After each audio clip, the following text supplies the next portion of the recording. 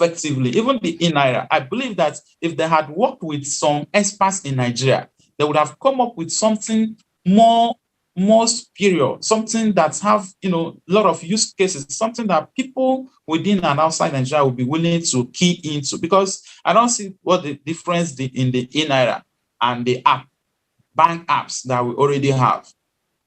I don't see any difference at all. So I believe that education, research, collaboration will make more sense, and at the long run, they come up with something more, more comprehensive and more practical for the industry to survive. Interesting. I still have some more questions here.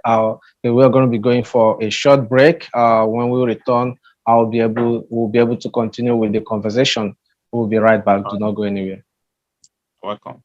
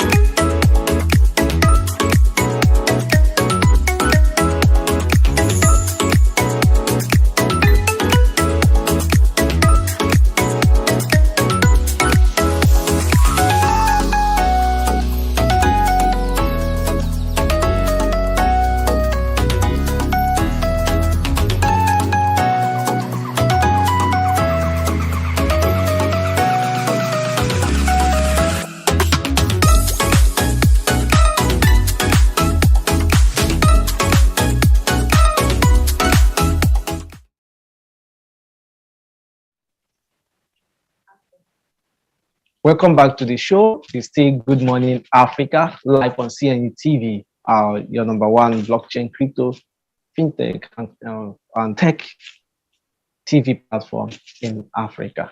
So, it's your Good Morning show, Good Morning Africa. We've been able to look at some of the interesting headlines in the crypto blockchain space. We've been able to look at the different markets, the stock market, the commodity market, crypto market, and FX market.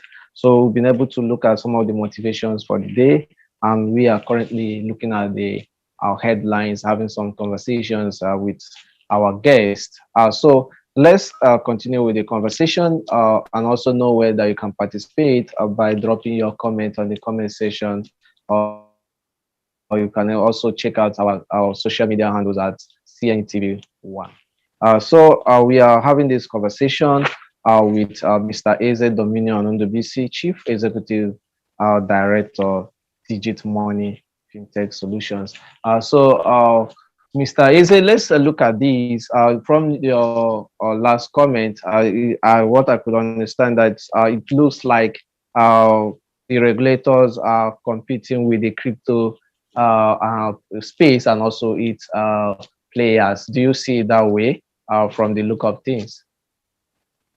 I would say that if they are competing is very wrong, because there should be the boss. There should be the boss. What I mean is that there should be the one looking after all the competitors rather than joining the competition. Because if they join the league, then definitely there will be nobody to call the results or to say who is faulty and who is making a headway. So I believe that the regulators shouldn't be part of the competition at all. They should be they should position themselves as the regulator that they are, and be checking out the activities of every other projects happening under their custody, happening under their jurisdiction, so that if anyone begins to go outside the terms and conditions, begins to go outside the regulations, they can call that person to order. Definitely, if the regulations are in place, most of the projects that have come to Nigeria and gone successfully with people's, with cleansed money wouldn't have happened. So I believe there shouldn't be part of the competition at all. Okay, looking at regulations, regulation is good. A lot of industry players I've seen online on social media have been lamenting. Even the guests we had last week, everyone is lamenting about the fees, that the ACC Nigeria wants companies, startups to pay. What would you say about the fee, the $1 million fee? My comment on that is that is actually big, is massive for a startup to be able to raise such funds. But I believe that any project or any company that wants to launch a token should have a reserve.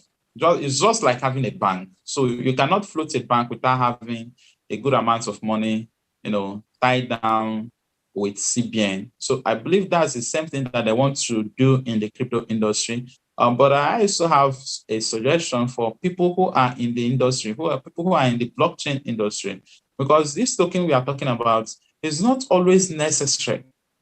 A lot of projects out there are not supposed even to have cryptos, but they are interested more in that crypto than even the project itself. They are more interested to launch their token fast than working on their key projects.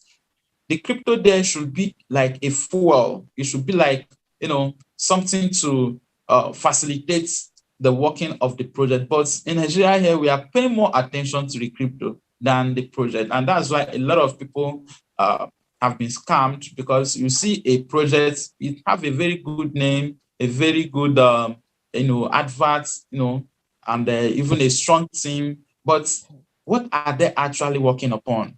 You discover that they don't have a real use case. So my my advice is that anybody going into crypto should have to consider the use case of that very token, that the project that the token is backing. Is it worth investing in? Is it just because the token is going up? You don't know. Some people don't even know the source. They don't know the fundamental that is making the price to go up. So, but I believe that by the time investors begin to do diligent research on projects before they invest in, there will be less casualties and there will be less loss, and more projects will be more serious with their core projects than just launching a token. A blockchain business can comfortably float and operate without having a crypto, without having a token. And with that said, some projects may just necessarily have may even be collecting Bitcoin as their fees. So if you are collecting Bitcoin as your fee, you are out of this regulation completely.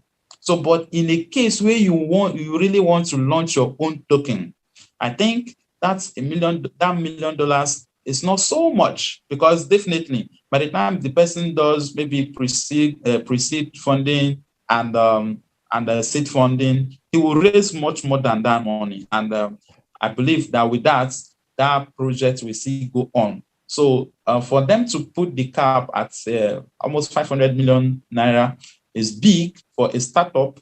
But I advise that any startup should also concentrate very more on their project and possibly be collecting those charges, be collecting fees in Bitcoin or in Ethereum or in BNB or any other cryptocurrency that they will be they will be happy to collect until they're able to raise such money.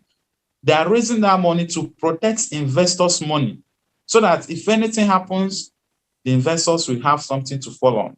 And in fact, I'm hoping that they will still come up with more detailed regulation, so that the more companies are raising money, the more money they are reserving in case of casualties.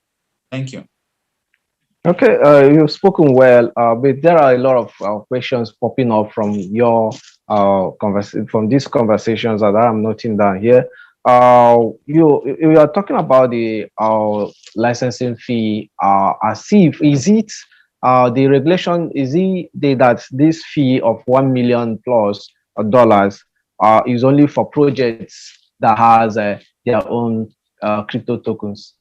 Yes, that's what I understood when I went through the about how many pages of themselves. So that's actually what I understood. It's not necessarily for all blockchain businesses. If you have a blockchain service that is rendering a particular a blockchain company rendering a particular service that don't actually have a token, I doubt if that fee applies to such one. But immediately you want to raise funds publicly, then we have to provide our funds. Wow, I have not noticed it yet. I was thinking that it's for everybody, industry players like projects that are involved in the crypto space. Maybe I will restudy that particular document, and also we'll be getting some analysts who will also be dissecting that. Don't you have, let's just say, even though if it is for crypto projects that has their own tokens, one thing a regulator must have in mind is that you must come up with regulations that will not stifle or hinder innovations. Don't you think that this amount of money for this licensing will hinder innovation? Because if you can recall, when the CBN came with their stand against cryptocurrencies, it made a lot of startups in Nigeria to go away. It made them to leave the Nigerian space to other places. Don't you think in this case, it will also be pushing away major players in the industry to other places, other regions, most especially nearby countries? Yeah, definitely it will do that, but I'm still emphasizing on the project. If you have a project that you are working on and you don't have money to to provide liquid, because this is like providing liquidity for your project. So if you don't have such amount of money to put in the pot and just to tie it down there, then I will advise that you focus on the project, on the main project that you are working on. Definitely, there are a lot of companies I know of the current Cardano projects going on in Africa. They are willing to provide funds for startups who actually are working on a real project. Because why this money is not so exorbitant is because a lot of these players really want to cut away with clients' money. They will launch the token, and in fact, some immediately after a drop, and they have, even those. Okay, I've seen a lot of projects that will be like asking you to deposit 5% of the a drop that they gave you. So I begin to wonder when the people begin to charge fees for a drop. So most of all these things is what it will call, because people are greedy. Human beings are greedy in nature. So that, giving someone $20,000 and asking the person just to pay $500 to claim the $20,000, you see the person running helter-skelter to raise that money just to be scammed at the later end, because you giving them that $500, there's no, that your $500 is what they are targeting. You will never get that $20,000 they promised you. From where are they providing it? So that's why I'm saying, if anybody who really have a solution, who have an innovative solution in Nigeria that wants to continue to build, you have to start doing something. Then you can begin to, write and maybe prepare a pitch deck, submit it to most angel investors and venture capitalists. Definitely you will get, because a lot of companies are interested in Africa, particularly Nigeria, because they are seeing the market. The market is massive, and the adoption is increasing day by day. So I believe that if they start working on their projects, funds are not going to be their problem. So even that $1 million they are demanding for, from the money they will get from sponsors, from venture capitalists and angel investors, they will be able to provide our funds and be regulated. They will be watched over. It's not something, when you are not regulated, when there is no law, people will, live freely and do whatever they want to do. So I believe so much that the regulation will help both the government make more money and also help innovative projects, only innovative projects, to survive. So that if you don't have an innovative project, you'll be out of the way completely. Okay, thank you very much for that. Let's look at, don't you think this, I've seen a lot of people talk about it, and also I believe this also should be the fee for this license or should be divided between foreign companies and local companies, just leaving it at a flat rate. Don't you think it gives outsiders foreign project upper hands? Definitely, it will. And that's where I can make some inputs. If the regulatory body will consider projects emerging from Nigeria, particularly, it will position the startups to really, grow real quick. Because when these foreign companies comes and they are paying the same, of course, most of the foreign companies are already big, they're already, giants in the industry. They can easily provide that money and, still do their business very well. So if there will be discount for people, for innovators, for startups in Nigeria, I think that will also be awesome. Okay, interesting. Still on the conversation, it's still Good Morning Africa live on CNETv. We are really having a nice conversation here.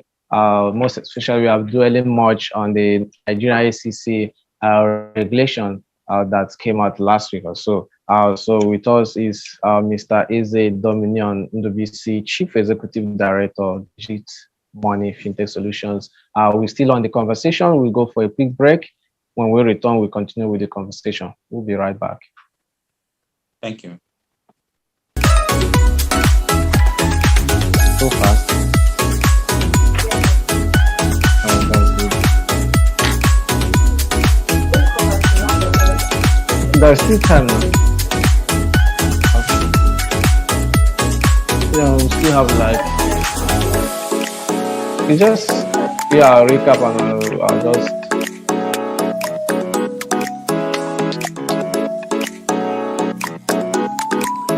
just, I'll try to end by 9:30, then do the recap 9:35 or 50.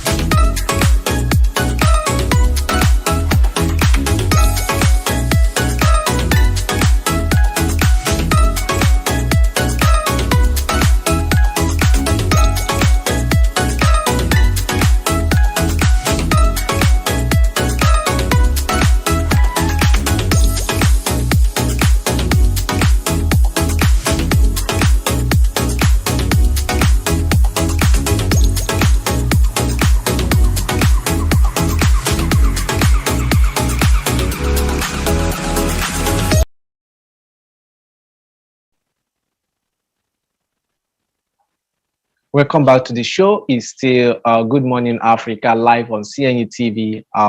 So a lot of conversations have been going on, very interesting, very enlightening, and also very, very, how would I say it, it explains everything that is really happening, all these headlines. Not only will you just get the headlines, we are helping you with the help of our guest interpret all these headlines. So you don't need to go elsewhere looking for how to get information or the interpretations of the headlines that we have. So, still with the conversation, Mr. Eze, let's look at l- uh, with these regulations, projects that are resident in Nigeria will pay for this and also be providing these services. What of the projects that are outside Nigeria who will also be providing services to Nigerians? Are there going to be something like a VPN, a blockage like the likes of Twitter that was banned for projects that are not, apart from, I know you will not be able to have a partner with the ones that are regulated. What would you say about that? All right. For foreign companies who really want to still operate in Nigeria, they are still going to be regulated because even Nigerians can travel abroad and still launch projects and target Nigerians. So I believe that any exchange, especially the marketplace, any project that have to do with marketplace or that have a product or that have a service have to be under watch. What I mean is that whether they are operating from Nigeria or they are operating in Nigeria or operating from outside Nigeria, but Nigeria is their target market, they have to be regulated. And the regulatory body have to have a very diligent team that is in the industry, that is always watching, that is always looking for any loophole so that they can call those people to order. I think that's the best thing they can do, for our citizens currently, so that even if it's a foreign company, they don't just come to Nigeria and make away with our money, just like it have happened in the past. I know how much I've lost in crypto, and you just hear that this project is going to do this, is going to do this, going to do that. They have a lot of things on their white paper, but apparently they have not started doing anything. It's just hype. So by the time these regulations comes into play, I think hype projects will be on the run, because no matter how you hype it and you don't have a real use case that you are offering to the people, you may not be allowed to operate. So foreign companies, if they want, they can have offices in Nigeria or partner with companies that are in Nigeria to help them, assess the market, but they will be regulated. Talking about that, you could see also the likes of Facebook, Google, and all the rest of them. Not just recently that the government is talking about how to tax them and all the rest of them. There are some projects that doesn't need to be physically present in Nigeria, or having a station or an office, but they also apply their trade indirectly in Nigeria, because you see that is a global market. Yeah. How do you think that can be handled? Yeah, of course, it can easily be handled. Currently, if you want to place any adverts on Facebook, you will see tax. You will see some money will be sent to the government, and for other projects like blockchain businesses that want to operate in Nigeria, taxing them is not a big deal. There are also blockchain businesses whose services are taxing those projects. Or for example, for an exchange like Binance, there are companies like Taxify that the government can employ, and anybody who is transacting on Binance will be taxed. You understand? So it's one of the ways that the government can actually make money from there. And from the profits you are making from trading on those platforms, you'll be taxed. So the government can work with some of these companies. There are many of the companies who are working or who already have, good tax system for blockchain business. So they don't even need to go and begin to build a new one entirely. All they need to do is to consult those people and discuss with them the terms and conditions, and all the exchanges, all the blockchain businesses that are operating in Nigeria, they must, go through that very channel before they will be allowed to sell their products or services to Nigerians. I think Taxify offers that service very, very well. Yeah, it's still on that. Tax is different from this licensing. Let's take it this way. The license, are these ones also going to get in license? Of course, they have to be licensed before they will operate, because if they are not licensed, it means we don't have their details. There is no documentation actually. So, but I believe that by the time they are licensed, we know these people, we know the people that are behind this project. No, what I'm trying to say, well, how do we get them to comply with the regulations since they are not physically here present in Nigeria? It's very, very easy to do that. Just like when Twitter was banned, nobody was able to access it. This is a sovereign state. So all the government there was VPN. There was VPN too. Yes, there was VPN, but the truth is that if you are using VPN, you know that you are exposing yourself to a whole lot of risk. So, and in Nigeria, most of us are not tech savvy. So by the time we expose ourselves more, we'll be prone to attack. We'll be prone to, to technical issues that can actually wipe away even the little ones we have. So if they don't comply and people begin to make use of VPN, definitely is going to reduce the number of people on that very platform. Of course, we are all aware that when Twitter was banned, a lot of people were using VPN. But believe me, the Twitter usage in Nigeria dropped drastically. It dropped drastically. Just like Binance now. If you say Binance is now banned in Nigeria, and then people begin to make use of VPN to access Binance, definitely not everybody is going to make use of VPN, knowing the danger or the effects of VPN to their phone or to their devices. So I believe that if any company who have reputation, who really want to do business in Nigeria and understand that they have massive market in Nigeria, they have to go through that process so that you will have free access to to the market. Okay, thank you very much. You talked about the tax of Facebook. When you want to run adverts, you'll be able to pay tax there. But do you see the CBN stand against crypto, and this is coming? Do you see the CBN aligning with SEC when it maybe directing financial institutions to start providing services to crypto companies very soon? I'm seeing the green lights. Actually, I'm seeing, since they have woken up and they are now studying all these things they are doing now. It's showing us that they are studying. It's showing us that they are researching. It's showing us that, oh, we are interested in this technology. It's just that we need more time to understand it. We need more time to execute it and to come up with something that will be beneficial to everyone. So I believe that CBN, they are also preparing, because they are the one that launched eNaira. If they have not gone to study the projects very well, they will not be able to come up with that very project. But I believe that at the long run, they are all going to come together to collaborate to come up with something massive that will be very, very impressive for us here in Nigeria. Okay, a little bit still around that. Could you say be that are we going to be seeing some change of mind very soon by the Nigerian Central Bank?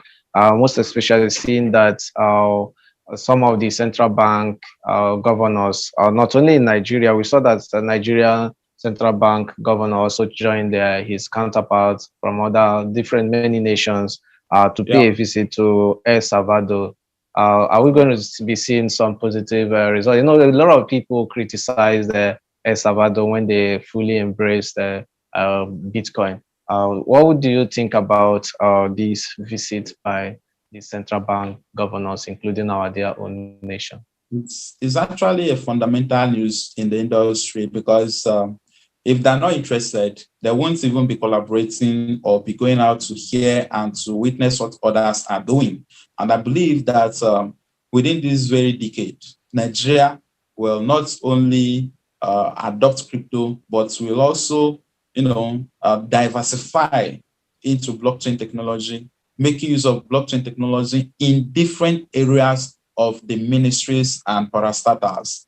By the time they have a good team, that understand this blockchain technology very well, they will see that the importance are enormous. It's beyond just cryptocurrencies and the rest of them. They'll begin to talk about tokenization, tokenizing Nigeria as a whole, tokenizing the government properties and a whole lot of business deals that are out there. So I believe that with his visits to El Salvador, he must have seen what those guys are doing and how he can implement such in Nigeria. So it's actually a green light, and I believe that sooner than we thought, they will begin to make more reformations, more regulations, more innovations that will welcome both foreign investors and encourage local innovators to actually come up with their ideas and startups.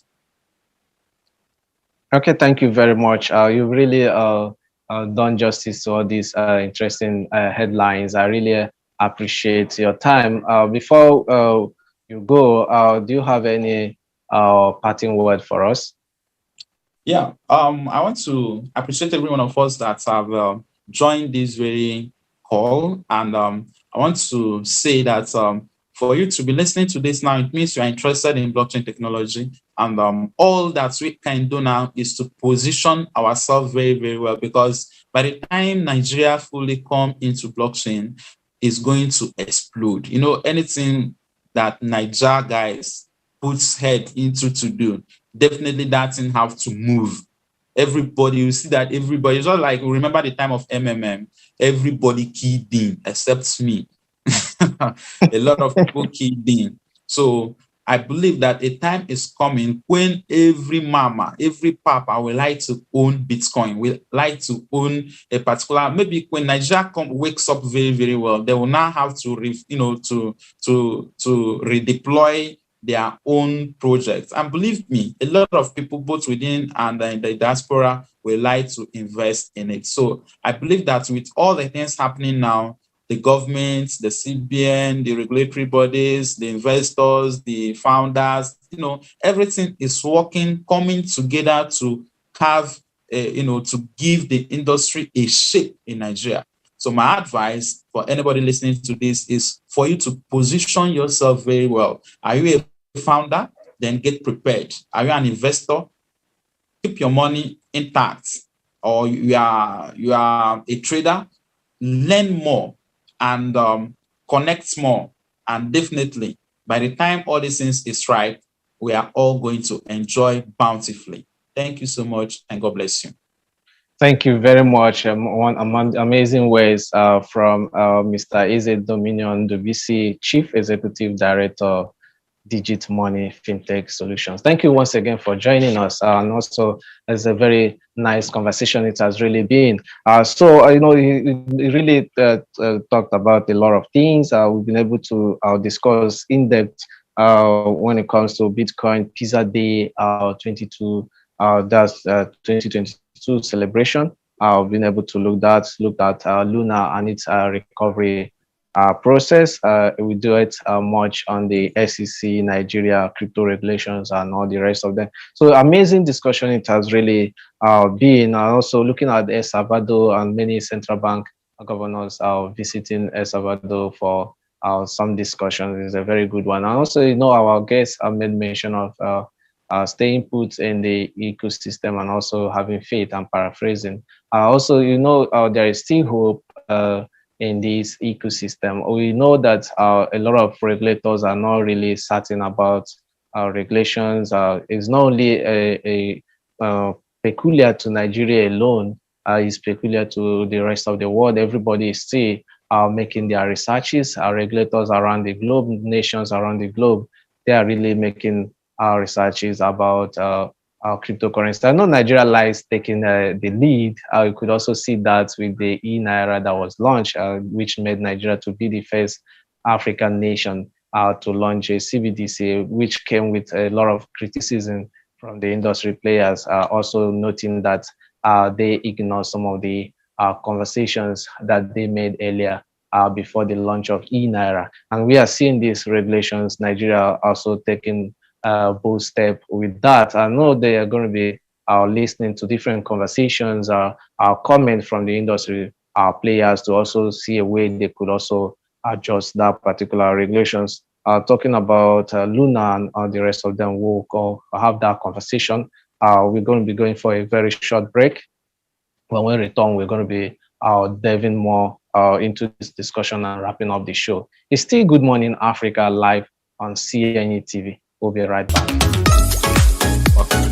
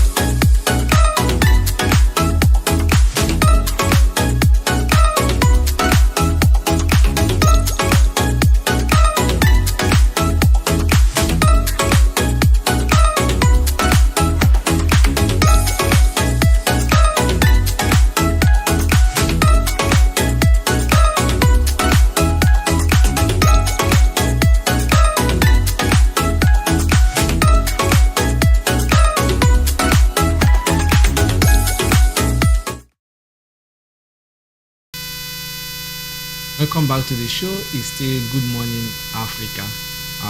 Thank you very much for staying with us. If you're just joining us, it's Good Morning Africa. Interesting conversation we have had this morning.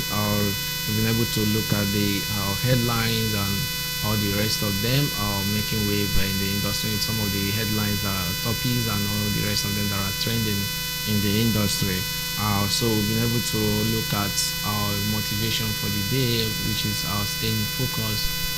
When it comes to staying focused, I mentioned earlier that it helps so that you focus on what you are doing. When you focus, you will be able to grab more light and be able to achieve a lot. Do not be distracted.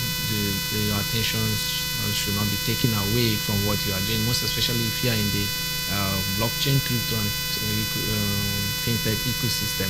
You should be able to focus, and so that most especially do not be carried away by the way the market is reacting. Most especially, we've seen the market, most especially Bitcoin, falling from above $40,000 to currently trading between 30,000, fluctuating between 30,000 to 29,000 US dollars. So you should be able to focus. If you're a day trader, like I said earlier, you'll be able to focus on your trades to see how you win more. It's our joy that we want everyone who is a player in this industry to win. So when you win, is a good one for us as well. That's why we always come here to give you the latest information when it comes to this amazing industry that is still at its infant stage. So away from the motivation for the day, we're able to look at our market. The cryptocurrency market. We looked at how the crypto market is like. We saw that it's currently at 1.3 something trillion dollars, the entire cryptocurrency market. At that time, it was trading around 3.3%. The entire crypto market experienced an increment by 3.3%. We saw that Bitcoin is dominating by 44, there about 42%. Dominated, followed by Ethereum, which is dominating by 18%. We saw that a lot of cryptocurrencies. We highlighted the top 10 crypto by market capitalization, and we saw that the cryptocurrency market is in green, is no longer in red, even though the prices are not really going up that much. So that's how we saw it on crypto market. We were able to look at our commodity. We looked at how the commodity market is. We also looked at stock market. We want to be able to keep you informed of other markets apart from cryptocurrency market. So we also looked at forex, that's FS market, getting you some of the exchange rates. We know as time goes on this conversation, we'll also be getting you more especially the exchange rate of major Nigerian fiat currency, not Nigerian, major African fiat currencies, so that you'll be able to know on daily basis what your local currency is trading against the US dollar. Also, we were able to look at the news headlines. We looked at Bitcoin Pizza Day 2022 celebration, which happened yesterday, where we saw how everything went. I don't know.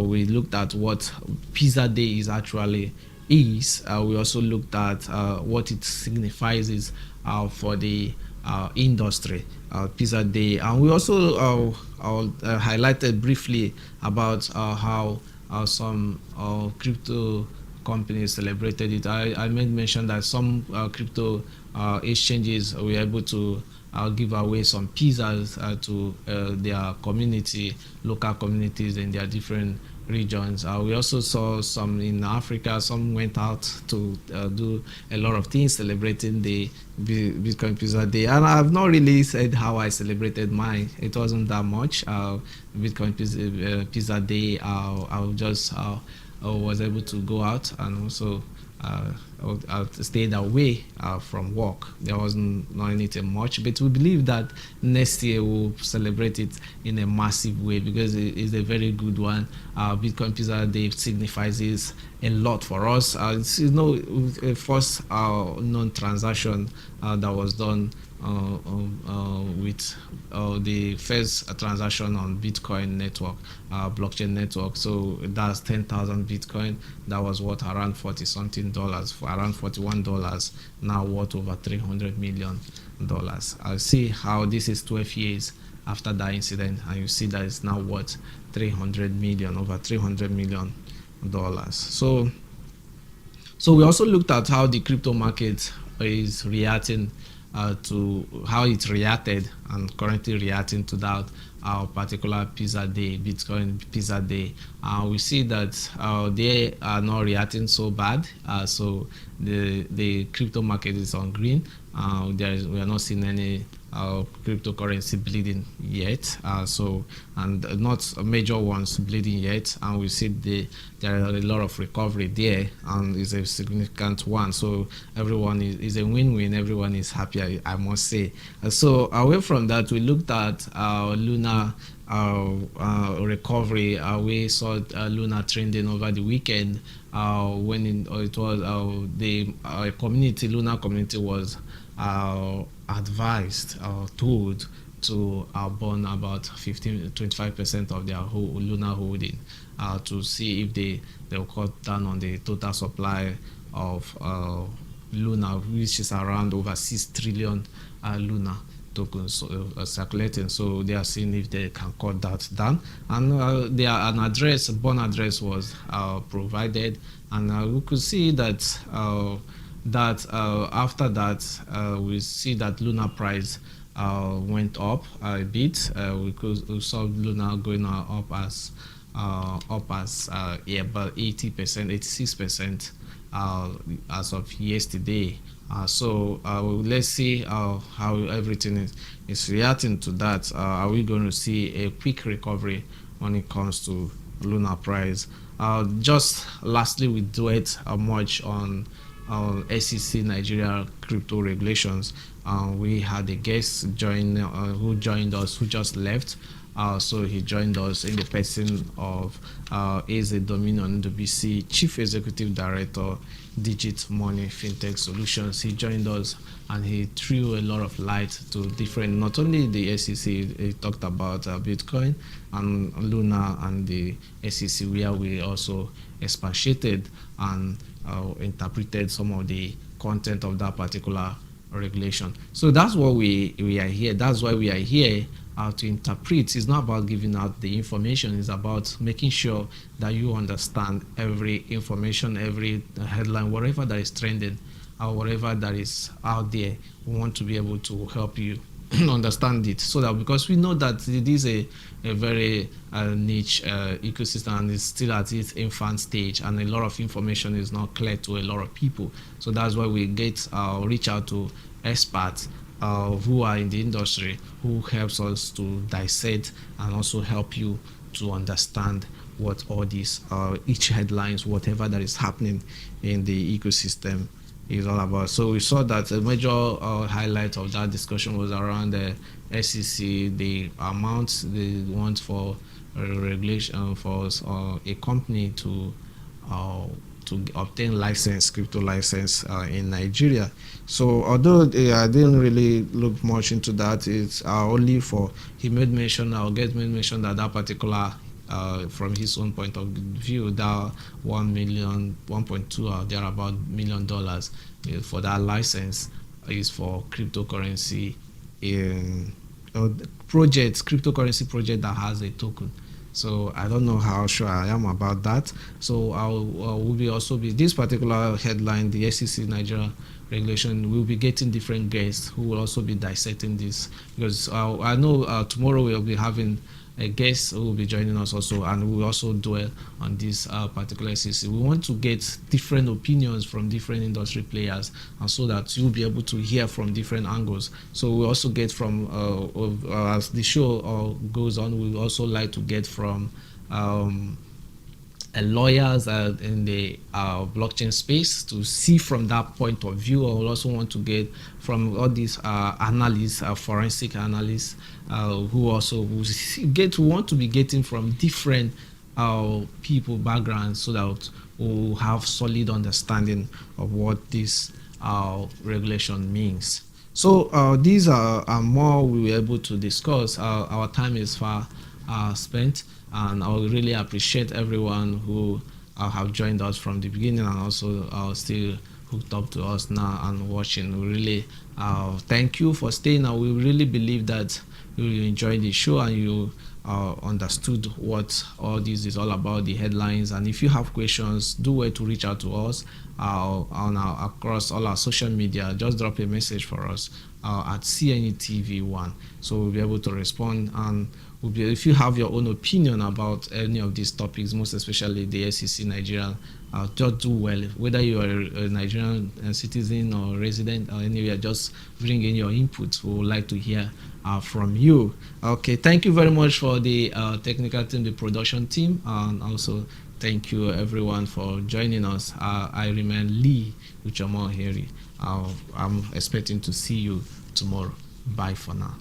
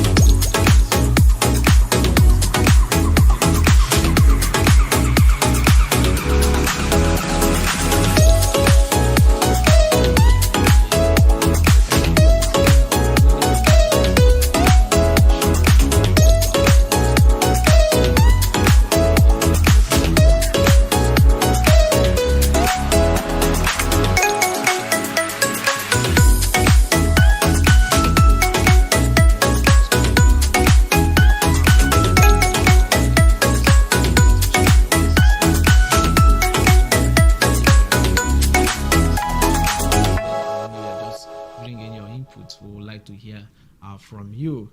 Okay, thank you very much for the introduction team. Thank you everyone for joining us.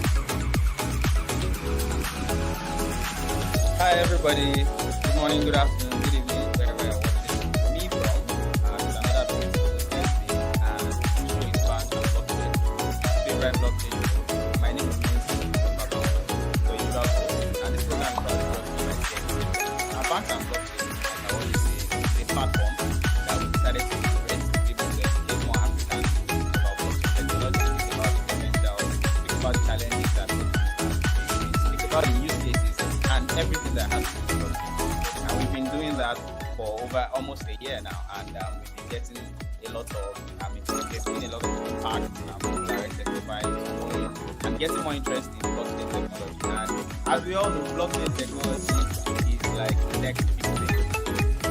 You can't be left behind as Africans and as people. So that's why always shout out to everybody to join us every time, every Thursday, 1 p.m. to be part of the show and ask us questions and throw us any challenge at any point in time or declare anything about maybe anything you don't understand in that for free for now. So guys, yes, my name is and let's keep on the subject. When I come back, the subject is very, very interesting.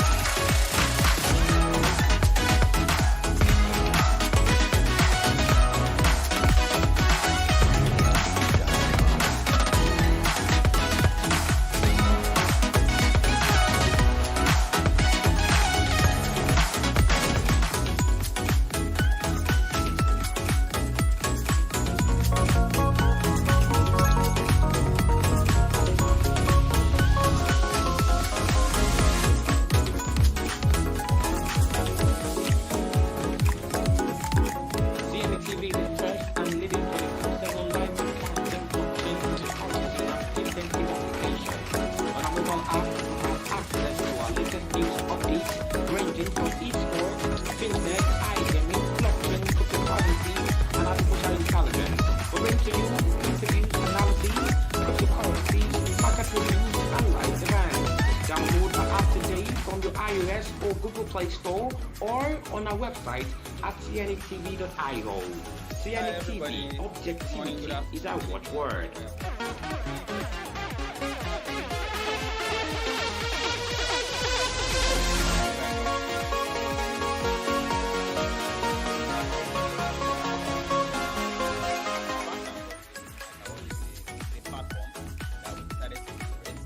Hello everyone, welcome back.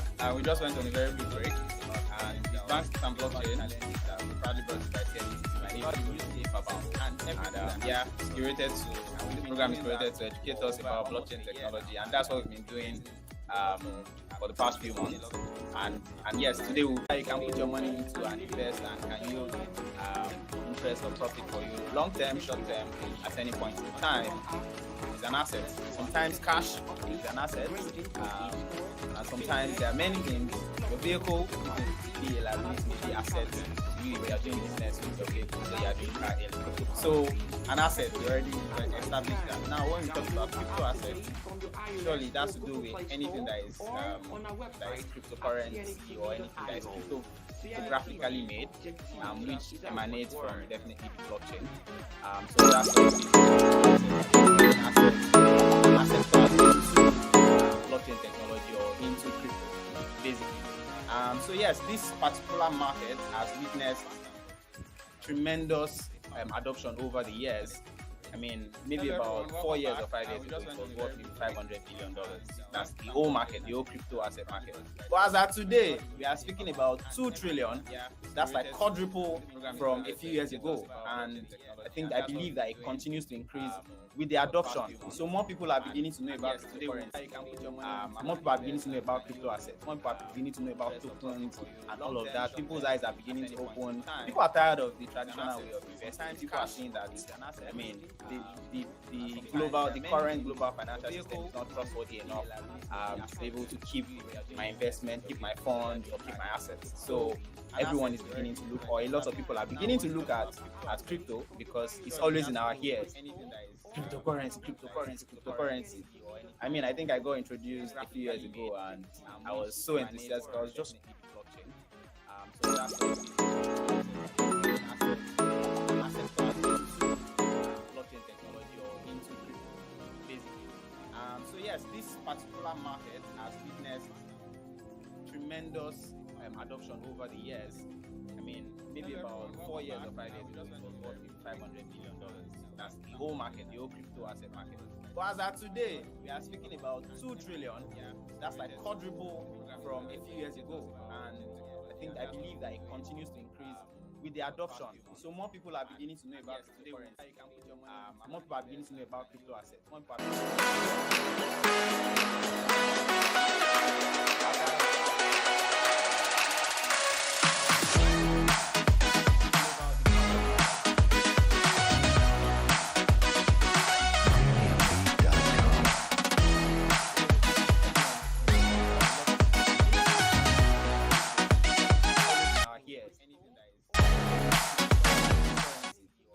I think I got introduced a few years ago and I was so enthusiastic.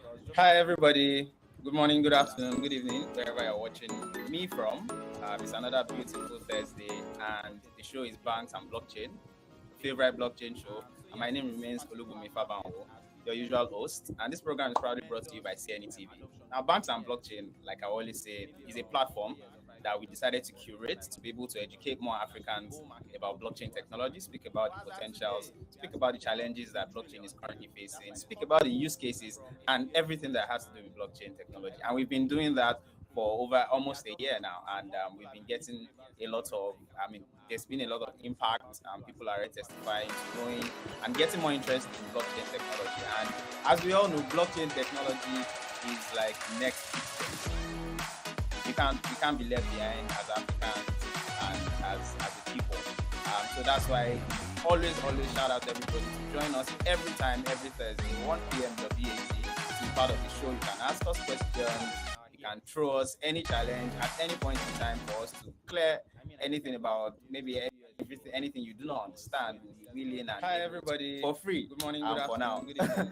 So guys, yes, my name is Olubunmi Fabanwo again, and let's quickly go on a short break. When I come back, we'll be going directly into our subject for today, a very, very interesting one at that. Please stay tuned.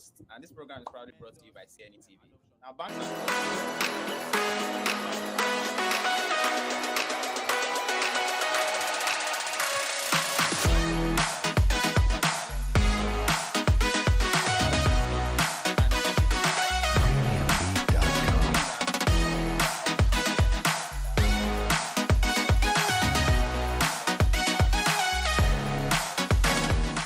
interest in blockchain technology, and as we all know, blockchain technology is like next.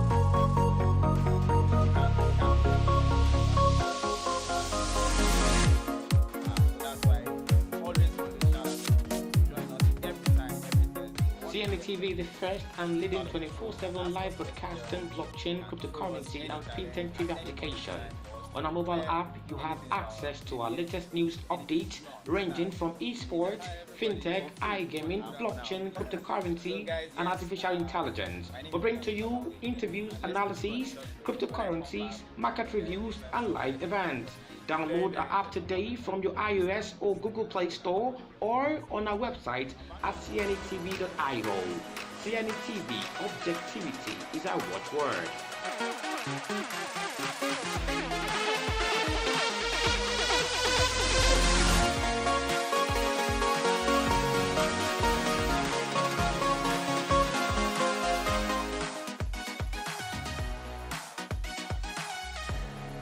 Hello everyone, welcome back. We just went on a very quick break, and it's Banks and Blockchain, proudly brought to you by CNETv. My name is Olubunmi Fabanwo, and this program is curated to educate us about blockchain technology, and that's what we've been doing for the past few months. And yes, today we'll be starting a particular series, crypto asset series. I think that it's become very, very salient and very important to start speaking about cryptocurrency or crypto assets in general. So yes, you'll be hearing a lot about that in the next few weeks. And I know so many people are finally glad that we've got it to this point, because they're just like, this guy keep talking about the technology. Please tell us, how do we make money? Where is the money? Where is the money? Where is the crypto?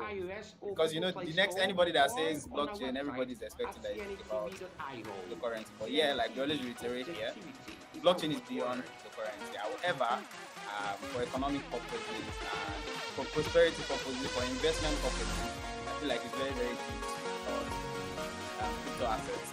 So our subject today will be looking at how crypto assets are revolutionizing the financial industry or the financial sector. Hello everyone, welcome back. We just went on the financial sector or global economy generally. So yes, let's get into it. So just to define, I'm sure that we know what assets are.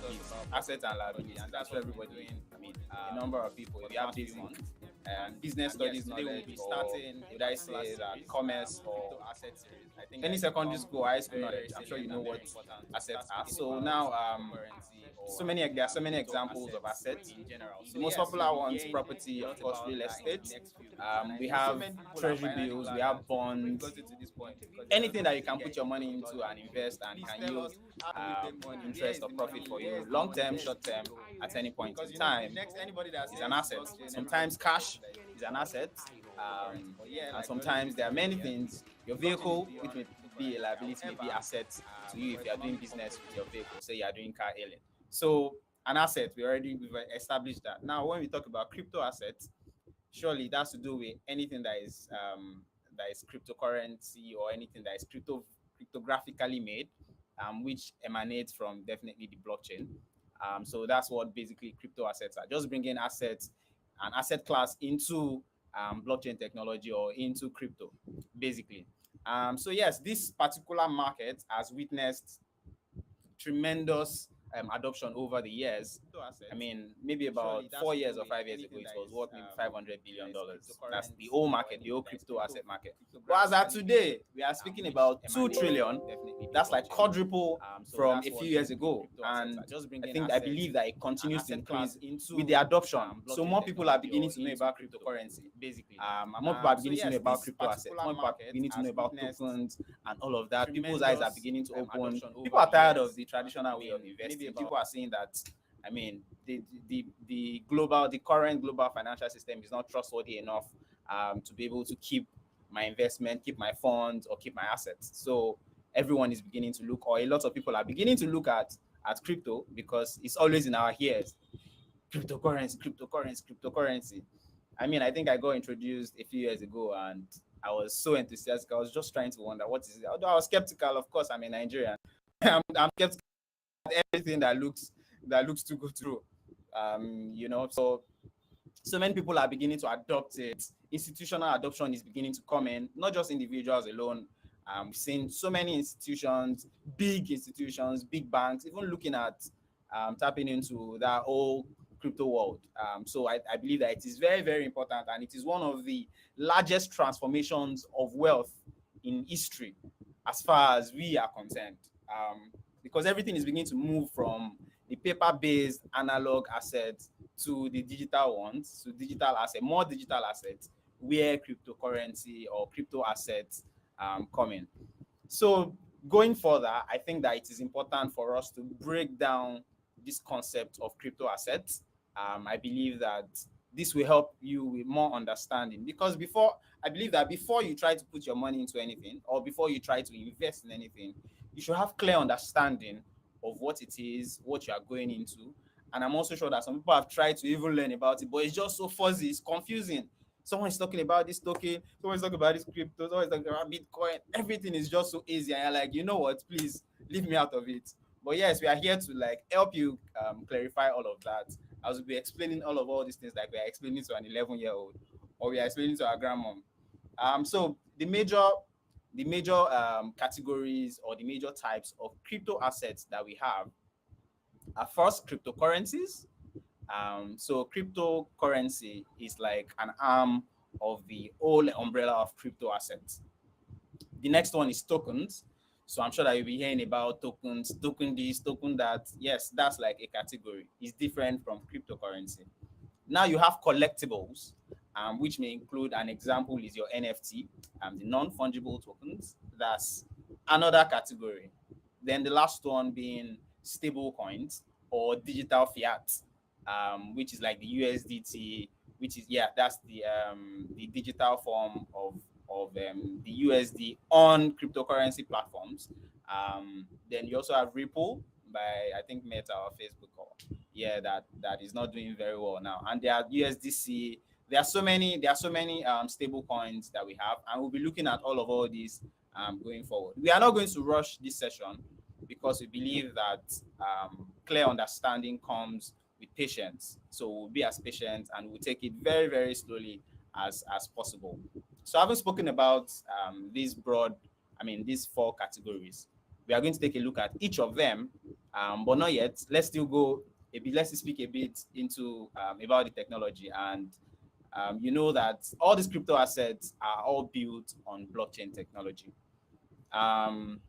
So there have always been questions about crypto assets, whether blockchain will reach its potential with crypto, how the technology will scale worldwide, or we get into traditional banking or get into traditional finance and all of that. You know, there have just been so many skepticisms, which is very, very good.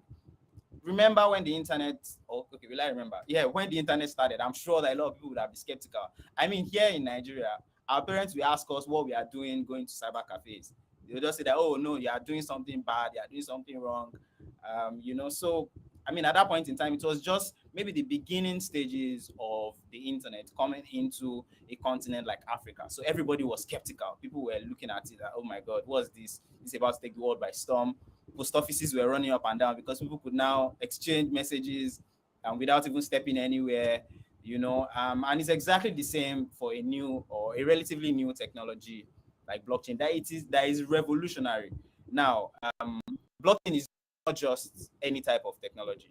It's one that is revolutionizing conventionalism, so to say, and is beginning to change how we see assets, how we see money, how we see transactions, how we see contracts, and so many things. So we are practically witnessing the transformation of existing assets, and the whole financial market is in for it.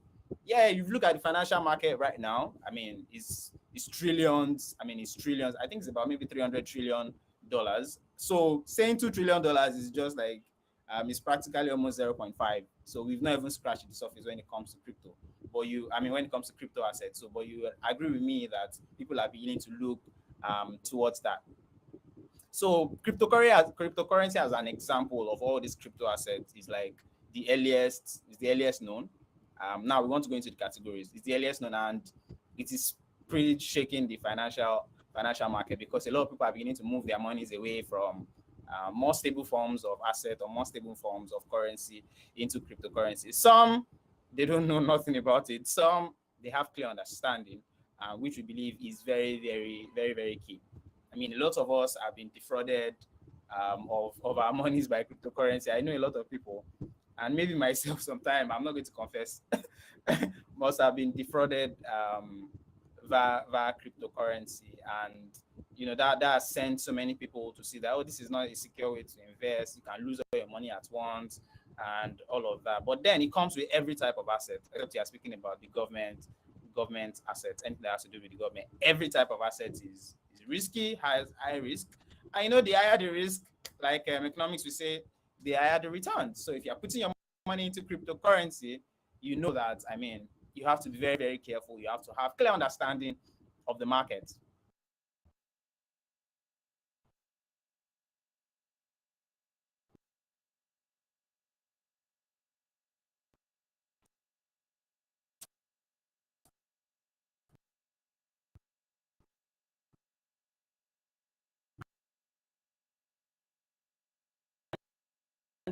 Then in looking at cryptocurrency, we have to talk about price stability.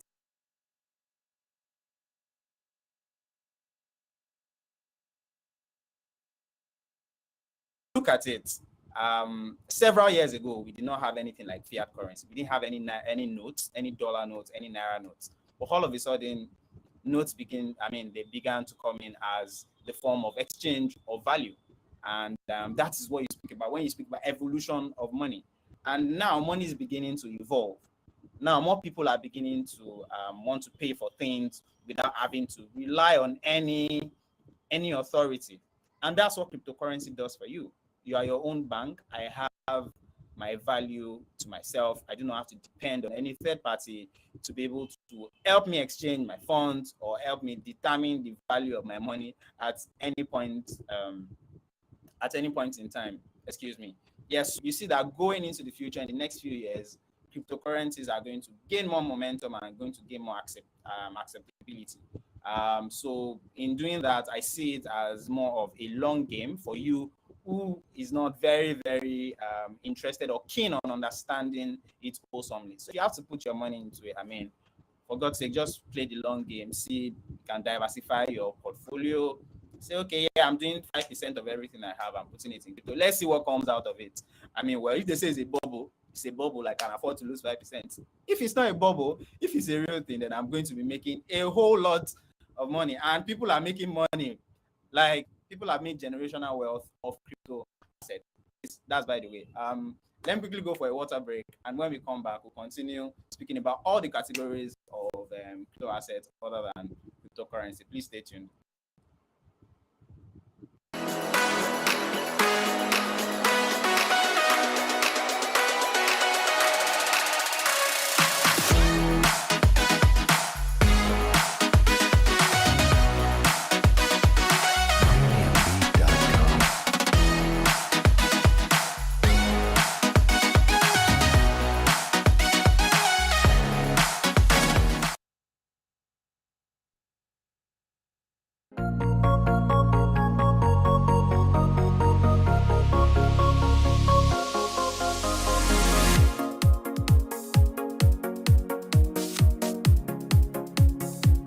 CNETv, the first and leading 24/7 live broadcasting blockchain, cryptocurrency, and fintech TV application.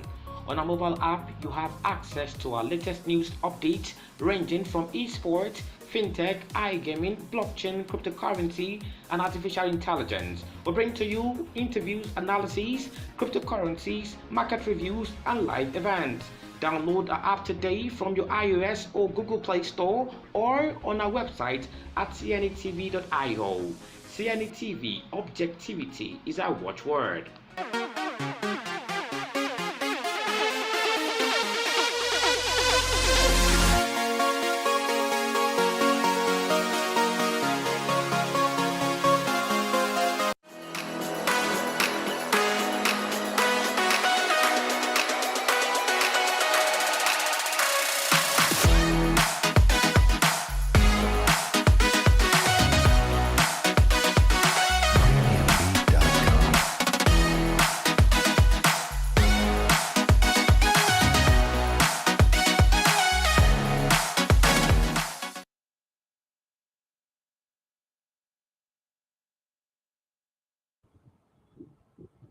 Hey guys, welcome back. Yes, we are speaking about crypto assets, cryptocurrency, and how it's changing financial services industry.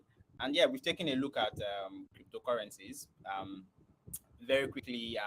So like the first ever cryptocurrency was Bitcoin, of course. I'm sure that a lot of us have heard about Bitcoin, which I mean is the first killer application of cryptocurrency, and that came to being in 2008. I will not go too much into history.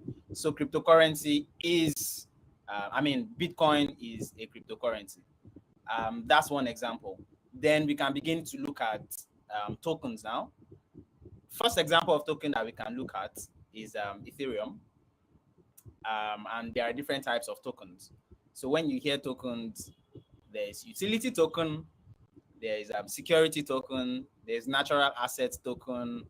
Yeah, I think those are the major ones. And of course, platform tokens. So a platform token is Ethereum. And all these are usually on blockchain technology. So they are blockchain assets, or they can be called crypto assets. So know that all these things, everything is not cryptocurrency, but of course, we just say everything is cryptocurrency.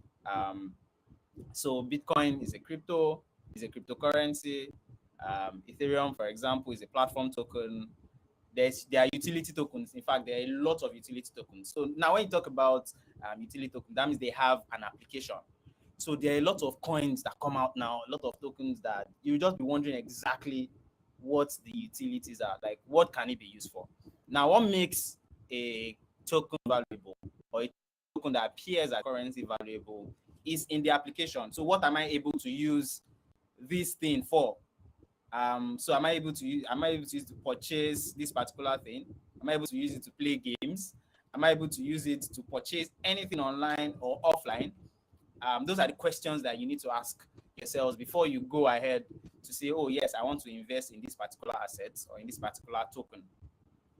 So yes, utility tokens are programmable blockchain assets with certain utilities or certain applications. So they are applicable to so many things. The next one is collectibles. which includes, I mean, that it allows you to be able to track and trade tangible and intangible goods. So a tangible good is like be like fine art, like art, and an intangible one is a virtual pet, or if anything basically virtual, maybe like crypto kitties. I'm sure that you'd have seen something like that.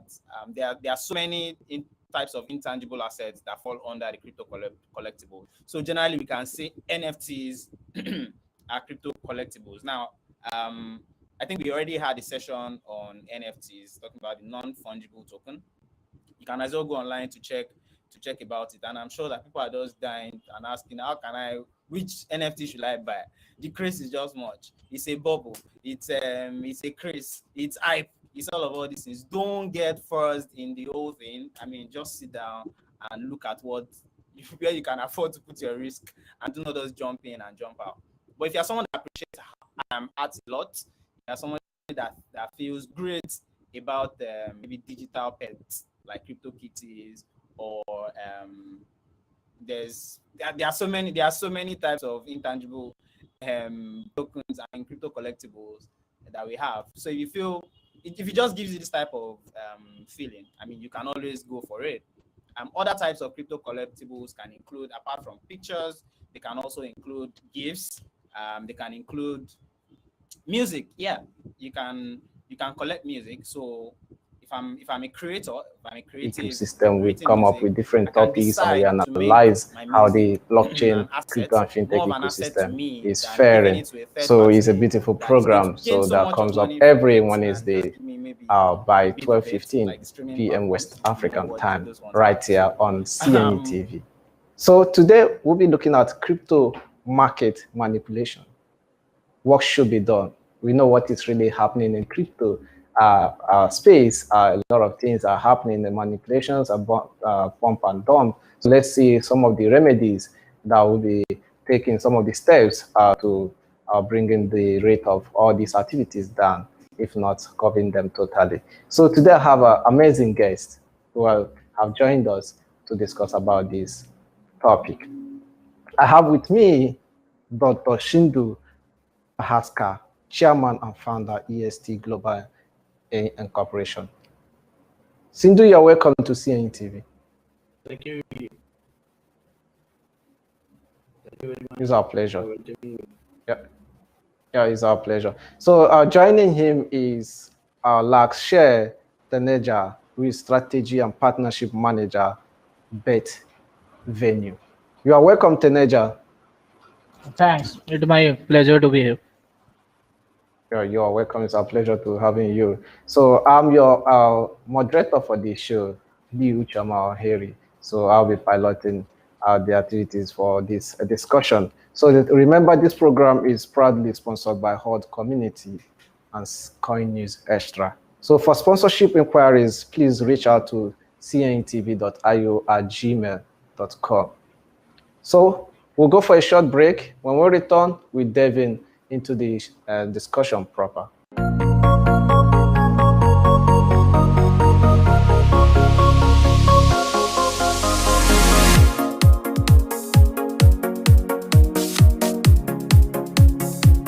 CNETv, the first and leading 24/7 live broadcasting blockchain, cryptocurrency, and fintech TV application.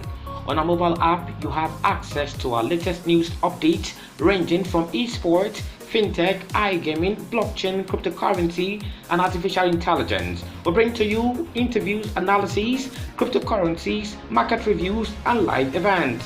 Download our app today from your iOS or Google Play Store or on our website at cnetv.io. CNETv, objectivity is our watchword.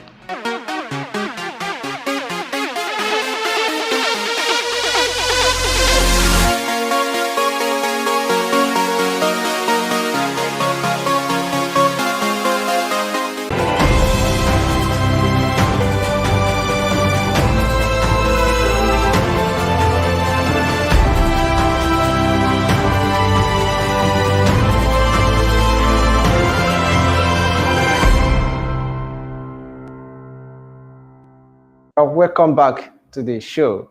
So do well to drop your comment for our audience, you can drop your comment inside the CNETv app. So what if you have questions or comment about the program, drop it for our guests. When we get to the time, we'll be taking those questions. And also, you can follow us across all our social media handles at CNETv1 on Instagram, Twitter, and Facebook. And also, you can download CNETv app on any Play Stores, iOS or Android. Or you go straight to our website at cnetv.io. Let's go straight to our question of the day. We are talking about crypto market manipulations. What should be done? So let's look at what's currently the state of cryptocurrency. Let me hear from you, Teneja. What's currently the state of cryptocurrency? What state are we now? We are right now in an evolution stage, I say, because still we are evolving. We are seeing how we can get better in this trading system. It will take time, but as government of India and various other government are coming together and making it a habit for the people to trade, they are loving it. But there are still some rules and regulation that the government would like the people to follow and exchanges to follow. So yes, there is an evolution, and it is a good one, and we are going to see a better and better stages coming forward. Interesting. Let me hear from Dr. Shindu. How is the trading and participation in crypto currently going? How do you see participation by the public and even institutional bodies? Well, you are representing HODL community, so I should not go against them while giving my opinion. This is my first expression. No, basically, see, the crypto market is in a very, very big flux, I should say. And both sides are there, good as well as bad. But what I see basically that the evils which we were trying to counter with the 2008, after the failure of banks and the rise of crypto evolution and revolution, I should say, those same evils of the earlier financial system has crept in the crypto world also.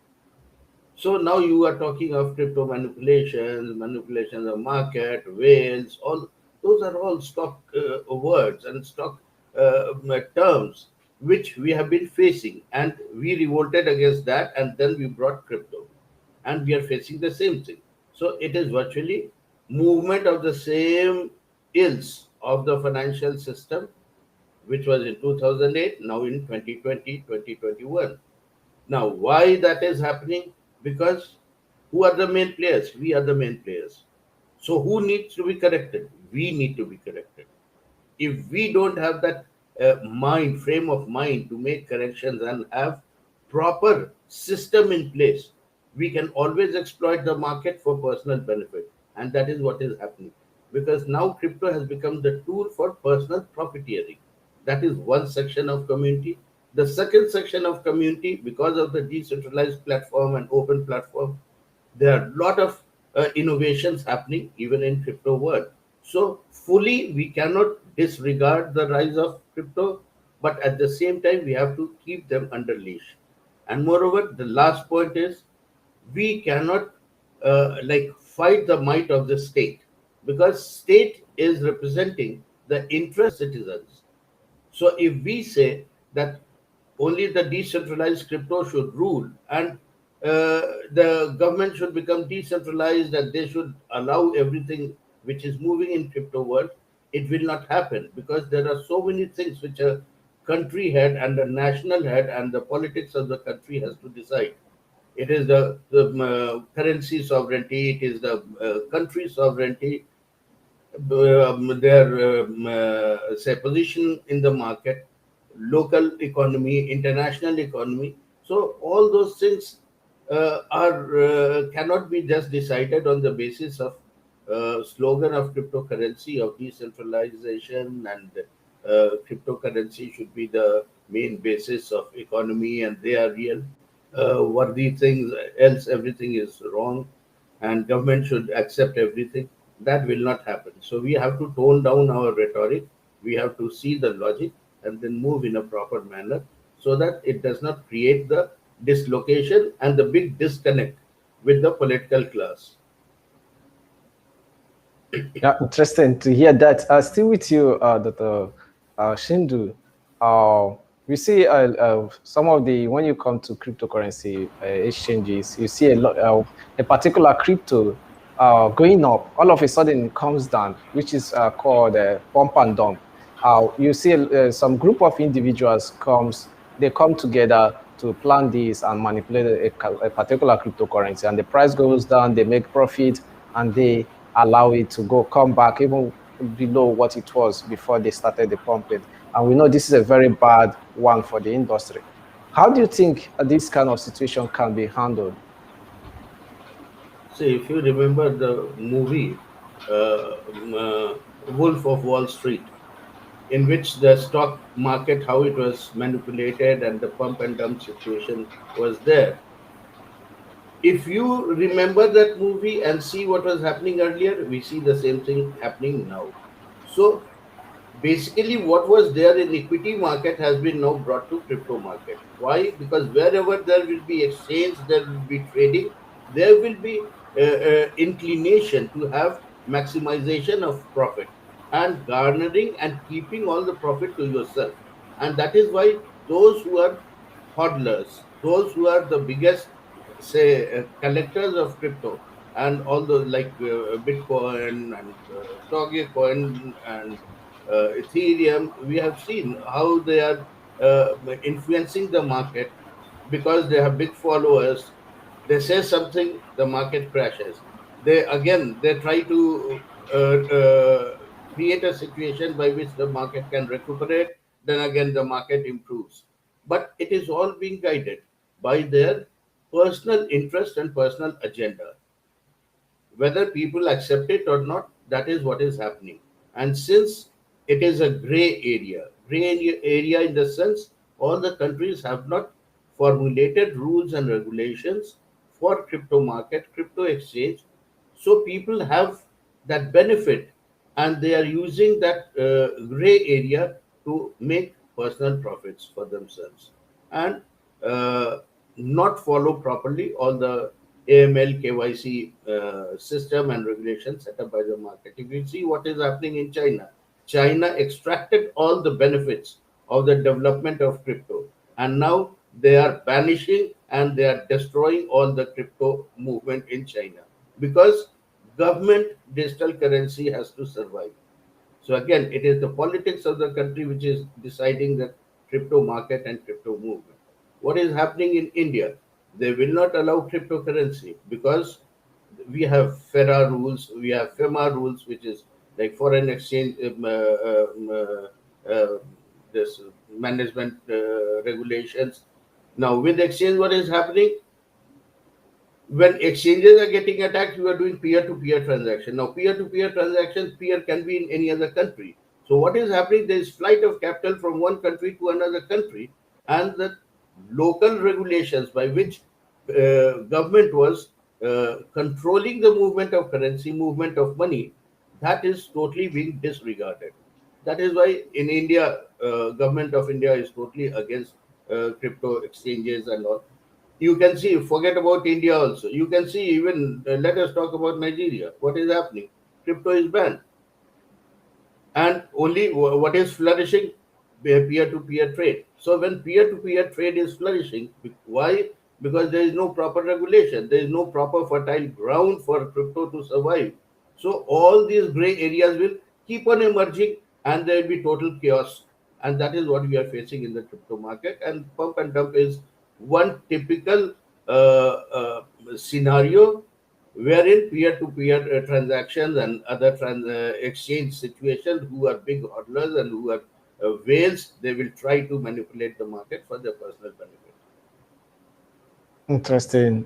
We know how this is really affecting the crypto market very negatively.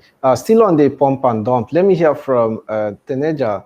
Teneja, what are some of the roles you think crypto exchange platform can play to curb these kind of activities? The first I will think is education, because whenever you bring a new technology, you require education. Uh, it does not happen, and internet emerges overnight. Internet has taken some time to become to the Facebook and WhatsApp that we use today. Same will happen with the blockchain. It will take time, but it will take less time because of the advancement and the rules and regulation today generation has.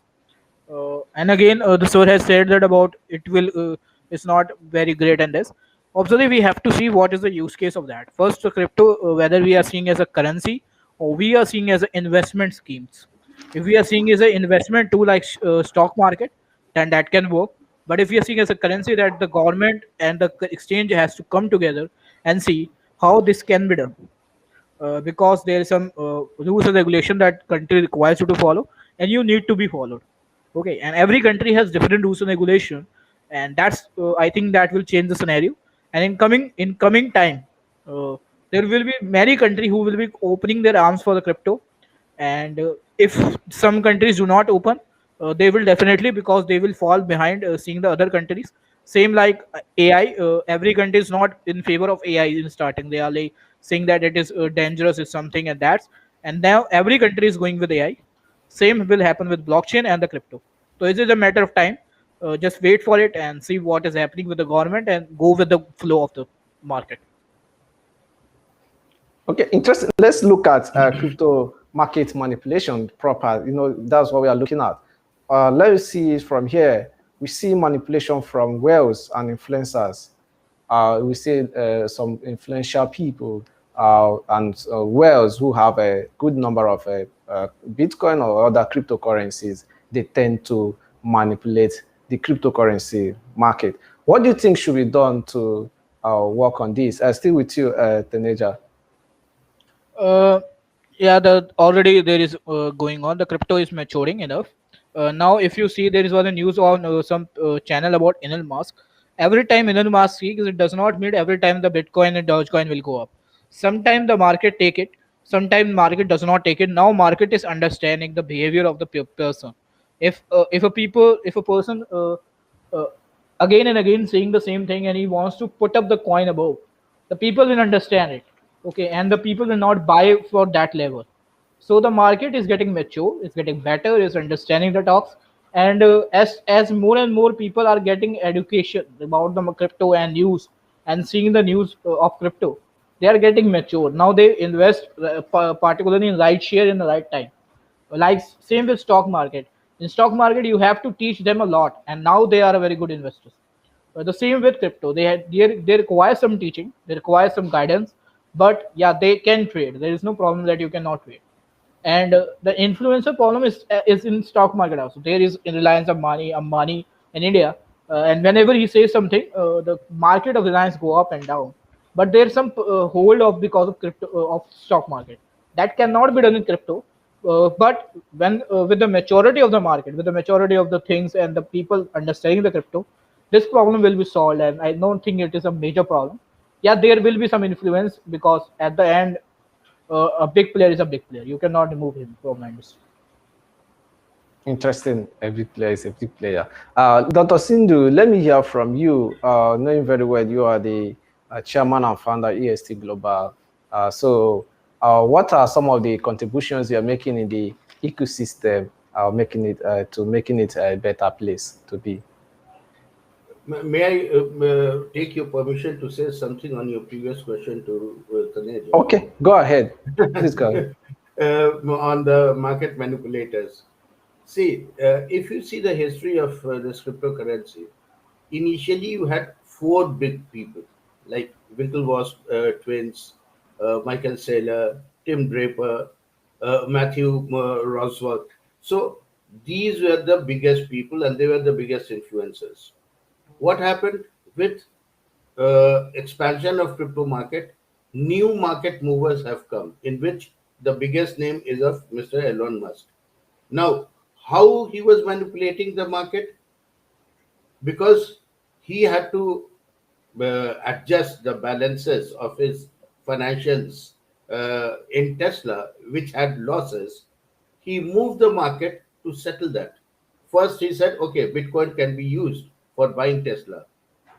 So Bitcoin shifted there, price moved up.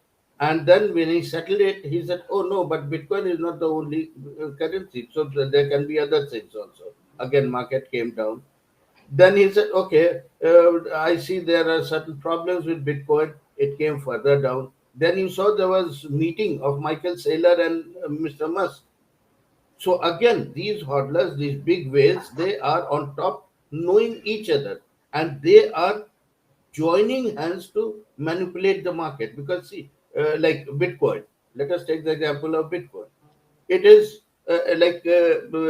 you have uh, fixed number of Bitcoin, right? And how you are increasing the numbers by sharding and all that. So you have to have that control to become the real hodler and become the real whale.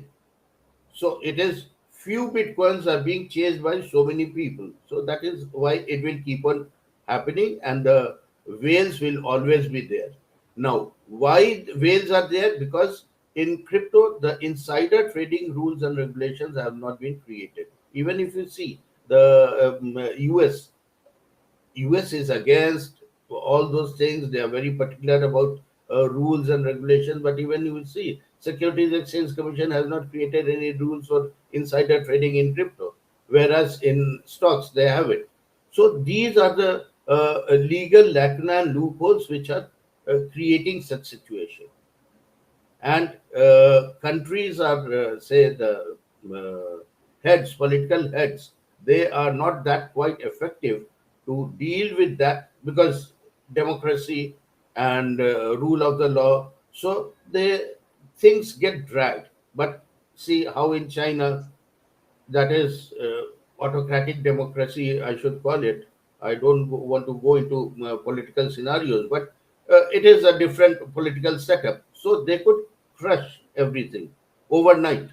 Situation changed overnight. Alibaba is out. Overnight, Tencent is getting destroyed. Hello, So it has been an that amazing session, amazing movement summit featuring of the Ocean Summit. government Today is the wrap will up, demolish and it any has been whale sensational. and any Great regulate any men, market. great That will not be a speakers, problem. great And panels. of It has course, been education amazing. and all So, is there. But if I'm you so don't honored have the to close today's orientation of session with benevolence, the if Queen. you are I don't only know how to introduce. catering to Things your in personal Nigeria who are my profiteering, brothers. how I am can also grande mai do how povo can Bantu education brasileiro, change which it? is traditional queen It of the cannot change it. How many crypto has gone to the rural countryside? Give me one example. There is no such evidence. We talk of all those things, but we are not going there. Everything We are is still still at the elitist, Sportress which booth. was being denounced This is earlier. really So amazing. it is a very Gaming and the traumatic metaverse, well, situation and and very believe complex me, situation, and we this is have kind of innovation we all of really us have need. to sit So you together see, here and are the teams. uh, Some of the teams try to of put a Sportress. leash on our personal Here we have ambitions as well as Afzal. political ambitions. Afzal. So all Okay. have to come So what's together, your sit position? together, and Oh, sir, decide your the position? course for I'm crypto, working as a because business development and property nothing is bad. expert. Every So technology this is is a guy evolving, and behind the development evolving of this technology has to great. be respected.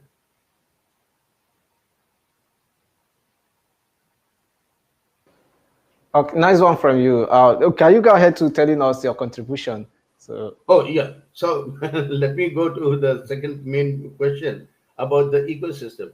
I am basically creating the digital banking system in which we are focused to financial inclusion and social development. Now, in that, I have created a new paradigm of development, in the sense that we had enough of the trickle down theory and reform from above. So my basic platform is moving from below. So it's reform from below, wherein we are trying to move the lowest layer to move up, so that we can expand the middle class community, because middle class community is the real carrier of development in any country, because more middle class, more purchasing power, more production, more industrialization, so that is how more money supply and all that, so that's how development takes place. So we are into that, and hopefully next month our neobank should get launched. I am delaying everything because of COVID, because I don't want to jump into COVID scenario and have personal profiteering. That's why I'm dead against that. And in Africa, I'm working with the EcoBank. I'm the digital banking partner. I'm also international partner for All Africa Union for Free Trade. I'm launching my super agriculture app in Ghana, which has supply chain management system, everything on blockchain. And we are trying to connect local buyers with international buyers, everything on blockchain. And since banking is the real, say, instrument for development, agency for development, so that's why my banking is geared towards development, and that's the flagship of my platform. And in that I have presently we have about 16 officers, and we have 18 startups which are part of my platform. So I've created a huge ecosystem.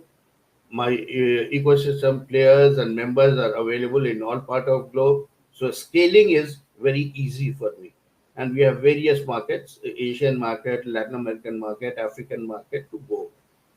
And it's only financial inclusion and development which is my agenda. Even in microcredit, I am not going in for profit yielding, but I am trying to fix the interest rate at 14%, which no other microcredit agencies has tried to do till now, because they are all using their personal money for creation of profit for themselves. That is what we call yield, yield cultivation. No?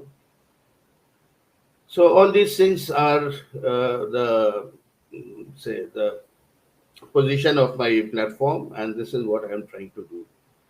And this is my Interesting. ecosystem. Interesting to know what you are doing there, and also implementing blockchain across all your activities is a very nice one. Before I give the mic to Teneja, I would like to let our viewers know that they can drop their questions, because after him, I'll be picking some questions, if any, inside the comment section. So our viewers, please, if you have questions for our dear